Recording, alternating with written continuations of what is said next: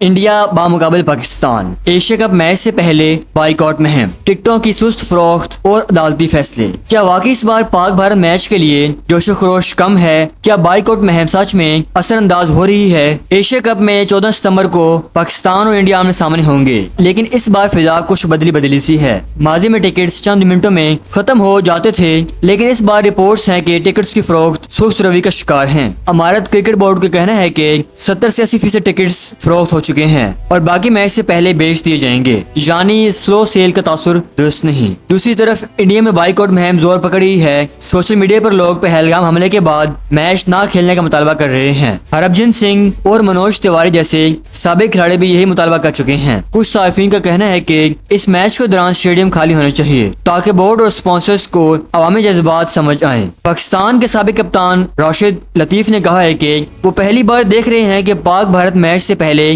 روایتی جوش و خروش کم ہے، جبکہ دبئی میں موجود صحافی اعجاز باقری کا دعویٰ ہے کہ جوش و خروش موجود ہے اور صرف مہنگی باکس ٹکٹس باقی ہیں۔ انڈین آف اسپانسر ایشون نے ایک اور دلچسپ بات کہی ہے کہ انڈیا کی ٹیم اتنی مضبوط ہے کہ اگر اے ٹیم بھی میچ دے تو باقی ٹیموں کو ہرا دے گی، اس لیے لوگوں کی دلچسپی کم ہے۔ اس دوران 4 جونیئر وکلا نے انڈین سپریم کورٹ میں میچ رکوانے کی درخواست دی، لیکن کورٹ نے فوری سماعت سے انکار کر دیا اور میچ کے لیے گرین سگنل دے دیا۔ یعنی اتوار کو بڑا ٹکرا تو ہوگا، مگر جذبات، سیاست اور بائیک آؤٹ کی کالز نے ماحول کو اور بھی سنجیدہ بنا دیا ہے۔ کیا آپ سمجھتے ہیں کہ بائیک آؤٹ مہم اس بار اسٹیڈیم کو خالی رکھ پائے گی؟ کمنٹ میں لکھیں کہ اس میچ کے لیے آپ کا جوش کیسا ہے۔ وہی پرانی ایکسائٹمنٹ یا واقعی کچھ مختلف لگ رہا ہے؟ تجزیہ کاروں کا کہنا ہے کہ اتوار کو جب پہلی گیند پھینکی جائے گی تو جذبات پھر وہی ہوں گے اور اسٹیڈیم ایک بار پھر ہاؤس فل ہوگا۔ دیکھتے ہیں کہ بائیک آؤٹ مہم کتنی کامیاب رہتی ہے۔